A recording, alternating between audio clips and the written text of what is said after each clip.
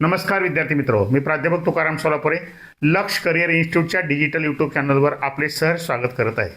मित्रहो, काल आणि मागच्या 2-3 दिवसामध्ये संपूर्ण महाराष्ट्रातून शिक्षक बांधवांनी फोन केले की सर 6 सप्टेंबरला CTETची एक्झाम आलेली आहे, त्या अनुषंगाने तुम्हाला आणखी काय मार्गदर्शन करता येईल का.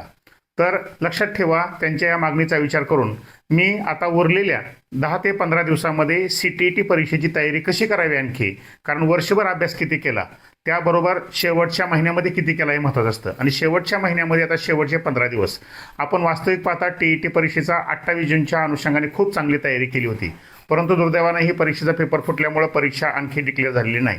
मात्र बघत बघत CTETची परीक्षा आलेली आहे. मग त्या अनुषंगाने जो विद्यार्थी आजही शून्य आहे त्यानंही तयारी कशी करावी आणि ज्यांचा खूप चांगला अभ्यास झाला आहे त्यांनी शेवटच्या 15 दिवसामध्ये कशाला वेटेज द्यावं हे माझ्या 25 वर्षाच्या प्रदीर्घ अनुभवातून मी सांगण्याचा प्रयत्न करत आहे. मित्र, आपल्याला माहिती आहे की आपल्या परीक्षेला 150 क्वेश्चन आहेत. 150 पैकी 60 क्वेश्चन जवळजवळ भाषेला आहेत. मग भाषामध्ये आपल्याला सध्या माहिती आहे काय की आपली फर्स्ट लँग्वेज मराठी आहे आणि सेकंड हिंदी आहे, कारण CTET परीक्षेमध्ये शक्यतो आपण अशी चॉईस करत असतो. तर या दोन्ही लँग्वेजवर आपले जवळजवळ 60 प्रश्न कव्हर होत आहेत. म्हणजे त्या अनुषंगाने नुसता मराठी व्याकरणात जरी आपण अभ्यास केला शेवटच्या टप्प्यामध्ये किमान 2 ते 3 वेळा व्याकरणाचं जे रेफरन्स बुक तुम्ही वापरत आहात ते जरी वापरण्याचा प्रयत्न केला तरीही तुमच्या 2 ते 3 आवृत्ती आणखीही पडू शकतात. कारण का, जो व्याकरणाचा भाग मराठी व्याकरणाला आहे तोच भाग हिंदीला पण आहे आणि त्याच्यामध्ये हिंदीमध्ये एक 99% जवळजवळ साम्यता आहे आणि 1% जरा वेगळे आहेत.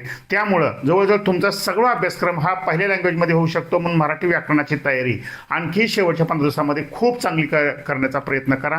कारण आपण नेहमी ऐकतो TETपेक्षा CTET परीक्षा सोपी आहे. मागच्या वर्षी थोडेसे गोगलीदर्शक प्रश्न आले होते, परंतु यावर्षी तसे येतील याची गॅरंटी नाही किंवा त्याच्यापेक्षा आणखी हार्ड येऊ शकतात किंवा सोपे येऊ शकतात. मात्र भाषा जो विषय आहे ज्याच्यामध्ये 2 लँग्वेज होतात कव्हर, त्या विषयावर मात्र तुम्हाला ऑब्जेक्टिव्ह प्रश्न जास्त असतात आणि तिथं जवळजवळ 60 पैकी 55 प्रश्न कव्हर करण्याचा प्रयत्न झाला पाहिजे. हे ठरवून जायचं, कारण व्हिज्युलायझेशन नियमानुसार तुम्ही जर म्हणलं 60 पैकी 60 प्रश्न येणारच तर 60 पैकी 60 येणारच. 60 पैकी 55 म्हटलं तर 60 पैकी 55 येऊ शकतात. याचा अर्थ काय, इथं ऑब्जेक्टिव्ह प्रश्न जास्त असतात आणि इथं फसवेगिरी प्रश्नामध्ये जास्त झालेली नसते. त्यामुळे इथं तुम्ही 55 ते 60 मार्क घ्यायचा प्रयत्न केलाच पाहिजे. त्याखालोखाल दुसरा घटक आहे तो म्हणजे आपल्याला बालमानसशास्त्र.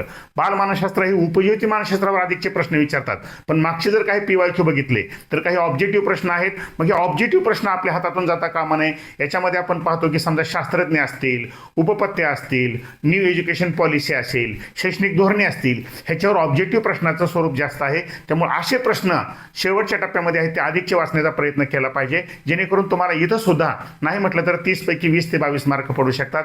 त्याखालोखाल येतो म्हणजे EVS मध्ये लक्षात ठेवा, समाजशास्त्रापेक्षा पर्यावरणावर अधिकचे प्रश्न विचारलेले आहेत. इथं तुम्हाला खूप चांगला अभ्यास करावा लागतो, कारण का पर्यावरणीय शास्त्रावर खूप डेप्थमध्ये प्रश्न विचारलेले आहेत. त्यामुळं जे आहे ते मटेरियल आपलं आणखी 1 ते 2 वेळा वाचण्याचा या ठिकाणी प्रयत्न करा. आणि त्यानंतर महत्त्वाचा घटक येतो ते म्हणजे गणितीय विकास. म्हणजे गणितीय अनुषंगाने विद्यार्थ्याला प्रश्न विचारण्यापेक्षा ते गणितीय विकास विद्यार्थ्याचा कसा होऊ शकतो अशा अनुगल्य प्रश्न विचारण्यात येत आहेत. त्याचबरोबर काही गणितावर प्रश्न विचारतात. मग जे काही गणितावर असणारे प्रश्न आहेत मॅथमॅटिक्सवर, ते प्रश्न म्हणजे डायरेक्ट सरळ व्याज, चक्रवाढ व्याज, काळ, काम, वेग, अंतर, लांबी, क्षेत्रफळ, पृष्ठफळ, घनफळ याच्यावर जे प्रश्न विचारलेत ते प्रश्न शक्यतो 1 लाइनर किंवा 2 लाइनर विचारलेले आहेत. त्यामुळे असे प्रश्न जाता कामा नये, ह्याची काळजी घ्यायची आहे. त्यासाठी काय करायचं आहे, शेवटच्या टप्प्यामध्ये आपण आपली तयारी करत असताना जे रेफरन्स बुक सुरुवातीला वापरले होते तेच वापरावेत. फक्त भाषेला जे काही 60 मार्क आहेत तर ते 55 मार्क कव्हर करण्याचा प्रयत्न करावा. बालमानसशास्त्राचे जे ऑब्जेक्टिव्ह प्रश्न आहेत मग त्याच्यामध्ये शास्त्रज्ञ वगैरे असतील ते कव्हर करण्याचा प्रयत्न करावा. गणितीय विकास जे काही अँगलनं प्रश्न विचारलेले आहेत गणितीय विकासाच्या अनुषंगानं ते काही कुठल्या पुस्तकातले विचारले जात नाहीत, उपयोजित गणितावर विचारले जातात. मात्र त्याच्यावर जे डायरेक्ट मॅथमॅटिक्सवर प्रश्न विचारतात ते आपले जाता कामा नयेत. त्याचबरोबर EVSचं जे मटेरियल आपलं आतापर्यंत आहे तेही अजून 1 ते 2 वेळा वाचून काय करा, त्याची तयारी करण्याचा प्रयत्न करा. म्हणजे शेवटच्या 15 दिवसामध्ये अशी तयारी करा की मागच्या 3 महिन्यामध्ये आपण जेवढी तयारी केलेली नाही ती शेवटच्या 15 दिवसामध्ये करा, जेणेकरून आपल्याला 90 नव्हे तर 100, 110, 120 मार्क पडू शकतील. आणि आपल्याला जे माननीय सर्वोच्च न्यायालयानं 1 सप्टेंबर 2028 पर्यंत TET किंवा CTET परीक्षा उत्तीर्ण होणं बंधनकारक केलं आहे ती आपली स्वप्नपूर्ती आणि न्यायालयाचा जो काही अपेक्षा आहे ती आपली पूर्ण होऊ शकते. व्हिडिओ जर आवडला असेल तर लाईक करा, शेअर करा, सबस्क्राईब करा.